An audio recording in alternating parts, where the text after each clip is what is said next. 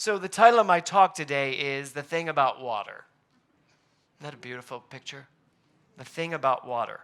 Now, last week when I was here, I talked about y'all being good soil and what comes out of good soil.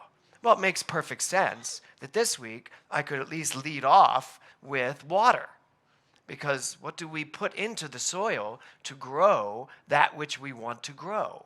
So water, and Heather talked about it too, we are 70% water. Our bodies are 70% water. I was reading recently that almost 85% of disease is caused from a lack of water in the body. That we give our bodies the opportunity to grow disease. And she pulls out her water. We give ourselves the opportunity to grow disease in our bodies by filling it with things that don't allow water to come in. And then when we don't give it enough water, we dry certain areas out, which causes it to be vulnerable to bacteria. Yet if we stayed completely fluid, we would be a lot healthier. But that's true with mental health too, in terms of your consciousness. Because consciousness is water. And I love that you started with that the water and the energized understanding of water. So I want to go to Masaru Emoto, The Hidden Messages of Water. How many of you have read that? Or at least seen something on YouTube? The man has done brilliant work in understanding energy. And he says this, he says, the memory of life arrived on this earth carried by the soul of water. The memory of life arrived on this earth carried by the soul of water. And he says, from this memory, life awoke. The human being emerged. So this understanding that this vibration, this energy, this creative substance that we call God emerges as the human race and becomes each one of us individualizing as Rumi says, as the entire body of water in a single drop. When we were on the beach in Puerto Vallarta, I believe it was, I wanted to go into the water. I'm always drawn to go into the water when I can stand. I'm generally not drawn to go into anything that's over my head without something on. And so I really wanted to go in the water. And so I believe it was me and Doug and Eric, correct, that ran in. So I said, let's just start up here and let's just run in and dive into the water. And I personally had not been paying attention to the waves, to the current of the water. I also didn't know that 4 steps in, I'd be over my head. So I ran into the water and dove in, and as soon as I came up from the dive, I noticed my feet were not touching the ground, which is okay. I mean, I do swim. I can swim. At which point, this wave knocked me down onto the dirt, dragged me in, but then sucked me back out. And I had this momentary, panic attack. I was like, oh my God, and I'm under the water. And my mind, even though I'm really freaked out, there's a part of my mind going, I bet this looks funny. Because I'm like, and and finally I came to, and the rest of them, Kevin was in the water too, and the rest of them were just jumping over the waves and riding the waves in, and I'm like, I'm gonna die. And I think Maureen got it on videotape. Did you video that? Oh, great. But it was really tough water, wasn't it? It was rough water. But what I realized was, because it was our first day in our first port, and I thought, it's funny because I'm planning on going back and talking about water. How funny to get roughed up by water on my very first day in the water. And then I realized that if I was one with the water, I would have just flowed with it. I wouldn't have fought against it. And so I let the next wave take me, and I kind of flowed with it. Got a lot of sand in my butt, but I let it kind of flowed with it. And then I just stayed there for a little bit and went, water, it's been lovely. And I went back to my beautiful chair. So what my first lesson was of the week was that, to relax. Because I am in water at all times. You are in the consciousness of life at all times. There is a raging sea of vibration around you at all times. How you navigate it is where your life goes. If you flow with it, then your life is going to be a lot easier. You're going to have a lot more opportunity to do what you will do with whatever's going on. If you fight against it, well, you got an opportunity to slow down and be fighting and miss some things and cause anxiety in the body. So Masaru Emoto also says this. He says, to give your positive or negative attention to anything is a way of giving energy. The most damaging form of behavior is withholding your attention. The most damaging form of behavior is withholding your attention. So he does these great experiments, and you see what happens to water when we put our attention on it, depending on the mood we're in. You know, you put loving attention on water, and you see these beautiful vibrations that can be registered. You put anger on water, and you see the water, you see the particles reacting to that anger. Now just imagine this. If that's true, and it is, of what your attention can do to something outside of yourself, what do you think that type of energy is doing to what's inside of you? What do you think your mind is doing to your body? Where do you think disease comes from? Dis-ease. You know, this month is all about being full of greatness. And I wanted to make sure that the first week we talked about being full of greatness, that we understood that what is within us is that greatness, that life-affirming energy. And we can do what we will with it in either side of the equation. So, we did a number of workshops on the ship. And one of the workshops, the last workshop we did, was in a heart chakra breath energizing workshop, half of it, and then the other half was Eric Overholzer doing the power of contemplation. And then everybody shared, and Scott Gibb, are you here, Scott? Yeah, you are here, Scott. Scott got up and talked about what happened to him in the workshop, and I watched it because I watched his body deal with bringing in the oxygen and what we can do to our physical self with our own mental state. But he also said something really amazing. He talked about our group and said the consciousness of our group. And there were approximately 60 of us from this center, children included, on this ship. And the love that was consecrated between everyone was just astounding. And Scott got up and shared that walking around the ship as one of these 60 people in the midst of 4,500 people was really profound. To see some energies that maybe were not vibrating on the highest level or were upset or angry or whatever, coming into contact with loving energy. It's fascinating to watch this. And more importantly, for us to notice when we walk through this world, when we walk through our lives, that there is a lot of energy out there, yes? Your energy can be shifted and changed by what someone else's energy has. We call them buttons. You can get your button pushed. But it's not. It's not a button, really. It's your vibration, your energy. No matter where you go, there you are in the midst of whatever energy there is. But your water, your 70% of water, does not have to be affected by that energy coming this way. But what it requires is that you pay attention, that you actively pay attention. And that means you never forget how full of greatness you are, that you are this walking embodiment of love and greatness at all times, and it doesn't matter what's coming this way. And I know we succumb to it sometimes, don't we? Don't you sometimes succumb to an energy that's coming your way? Your job is to, as quickly as possible, get back on track. You know, one of the things we do here in meditation and in our practitioner studies is, it's a little phrase that I came up with for one of our retreats. Give me your heart, I will hold it for you. Give me your heart, I will hold it for you. And I felt like that this week because the ship was holding us on the water of life. And then I was able to expand beyond that. It's not just the ship holding me on this ocean. It's the energy of love that holds me in life at all times.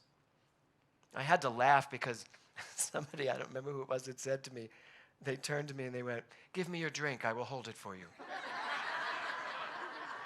And I said, "Oh my God, that sounds like give me your heart." They said, "I know."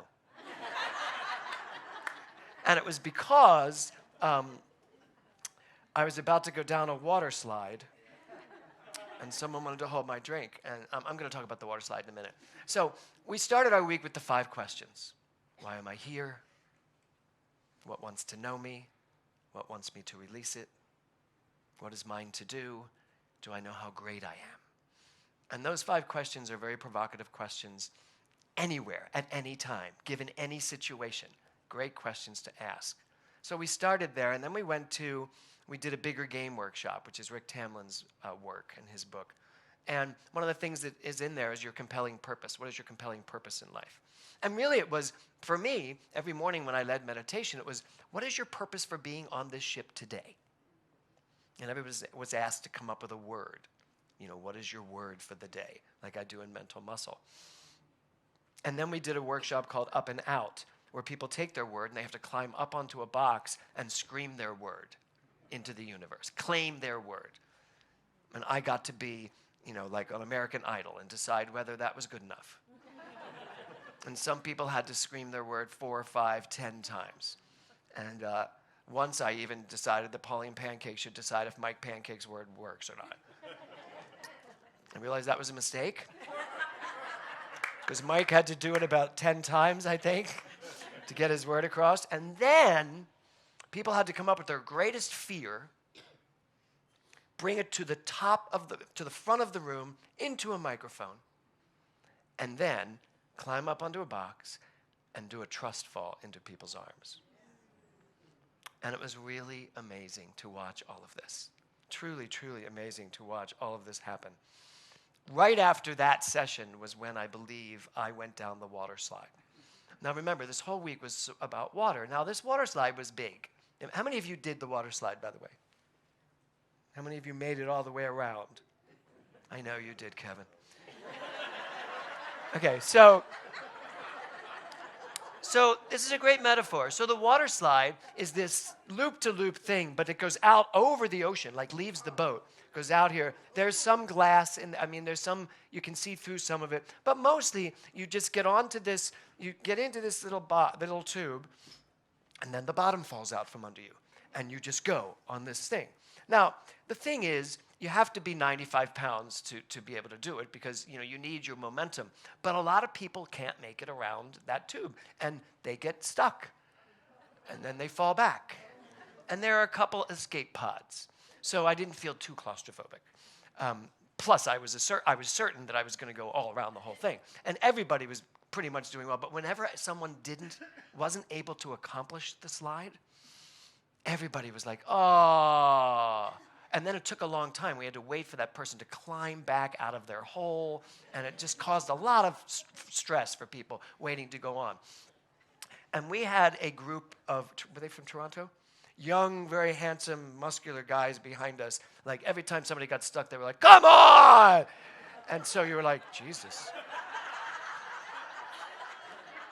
And so and our group was doing great. They were going right around. Kevin, of course, went right around, did it perfect.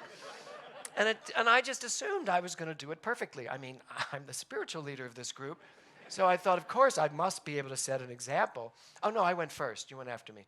So I decided to go first. So I get into my tube, and the lady says to me, "You shouldn't be wearing a shirt. It's going to slow you down." I went, "It's a water shirt. It'll be fine." She said, "Well, you should get it wet." I said, "No, really, it's fine." So I'm not listening to a thing she's telling me, and I'm certain that against all of her instructions, I'll do it perfectly. So she's like, "All right." So I get in, the bottom drops out, and I'm going, and I'm having a great time, and all of a sudden I'm like, it's a little slow. Oh. And I try to push myself. Nope. I slide back, and I can hear outside of the tube, "Oh." And I was like, water is just not my friend this week. And then I somehow stopped before the little hole that you're supposed to climb out of, so I didn't see it. And I was like, "Oh my God." I'm the only one that got stuck somewhere where you can't get out. And then I found it, and I climbed back out, and everybody was like so nice to me. They were like, oh, you can do it again. I was like, I'm not doing this again. I said, I was happy with the journey. I said, because the journey is not about doing it perfectly.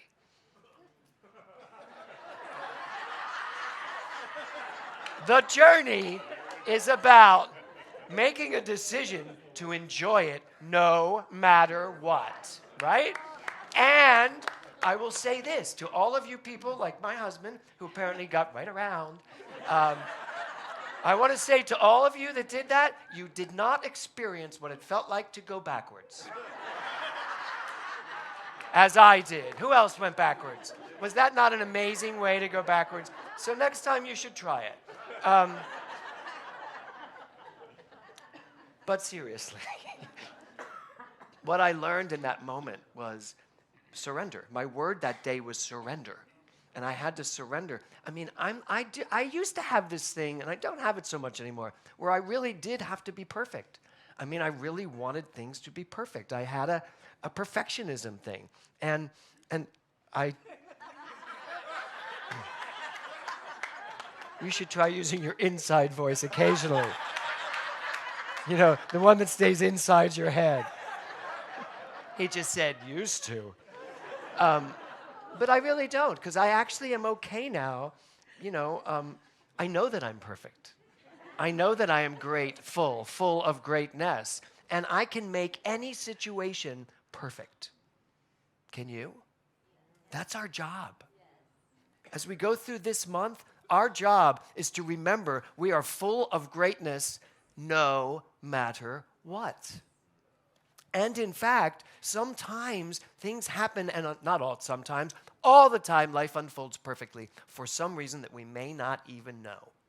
I don't know why I had to come back and not fulfill the twirling, but I also knew I didn't have to go prove it again, which is a big improvement on my part.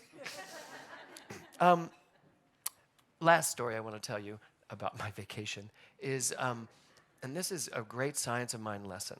So when we got there, Kevin and I were in a beautiful suite called the Haven, which is this beautiful part of the ship, which is just very beautiful, very exclusive.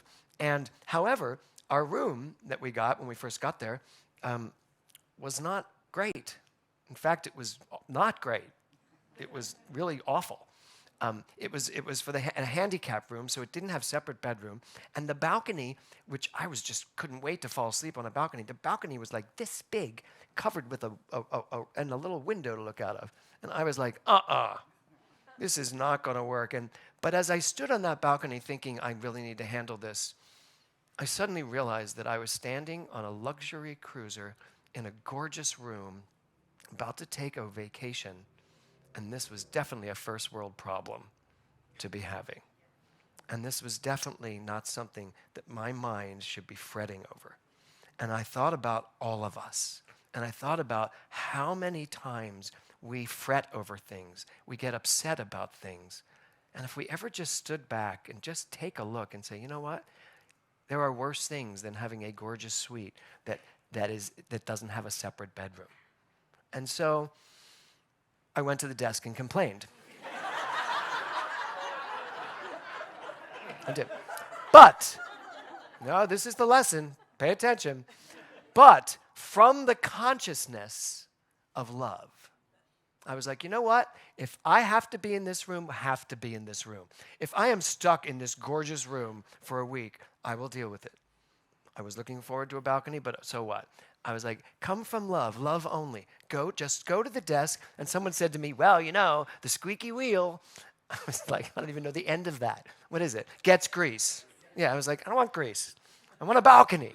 So I went to the desk and I just said, so here's the deal. This is what I was expecting, boom, boom, boom. And he just looked at me and went, I'll see what I can do. And that used to drive me crazy. Because to me, I'll see what I can do usually means no. But I'm going to give you an hour to get over it. So, right?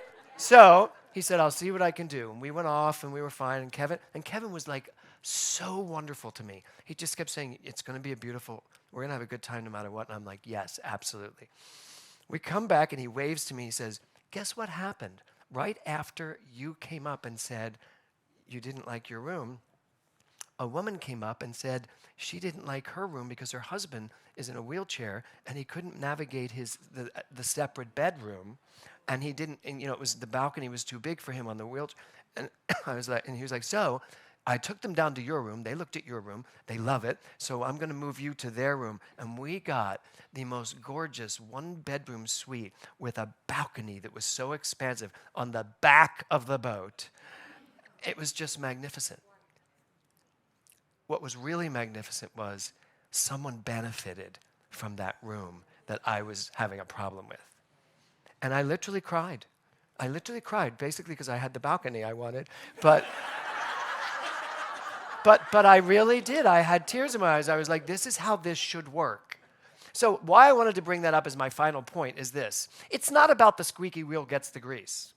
It's that when you know who you are, when you are full of greatness, and you are willing to be part of a solution of love coming from love only, I believe the universe always reaches out and says, yes, yes. And if that hadn't happened, the universe would have still reached out and said yes, because there would have been some reason why that's where I needed to be. I get that. That's what this philosophy teaches us. So the thing about water is this.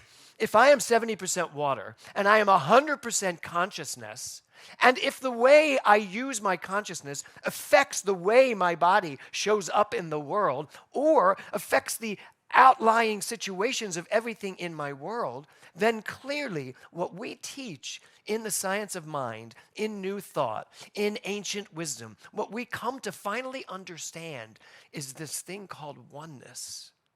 That there is no separation between you and me, between the water as me and the water as you, or the boat and the ocean. Rumi has it right. We are that entire thing right here, right here. And if I can just stay conscious of that, stay totally clear that who I am is this amazing gift, and I can bestow that wherever I go from love, even if you have moments. There will be moments. There are moments that you may encounter something that pushes that button. It doesn't really exist. It's just a vibration coming at you that you are somehow accepting. The next moment has to be, that's not who I am. So this month, I challenge you to remember every single day who you are in terms of greatness, every single day, in every single situation, with every person you come in contact with, that you don't forget who you are, and you don't forget that who you are is who that person is as well. Because it is so important for us to remember, if I'm going to say I am the consciousness that is God, I have to also know that the consciousness that is God is everywhere present. And the more vibrations we can put out into the universe, the more trips like this we can take with our brothers and sisters in consciousness, in love, and bring that energy, as Scott said, onto a 4,500 person ship. I do believe that we did some great work this week in our workshops and in our meditations, bringing that energy to the world around us. That's our job. I want to say thank you to everybody who made that trip possible. I want to say thank you for all of you coming here today. And I'd like you to just take a deep breath, close your eyes for 1 second. And I would just like you to imagine that you are just floating on some beautiful big ocean. Just imagine that ocean is holding you up. And it is beautiful and peaceful and tranquil.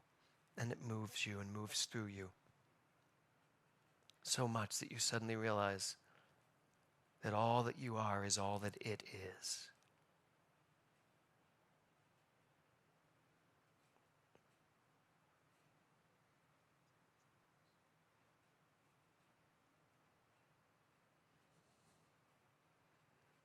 I invite you to open your eyes. And I'm just going to leave you with that, because that's the truth of your being. That is who you are. You live from that, and you watch what happens. Namaste.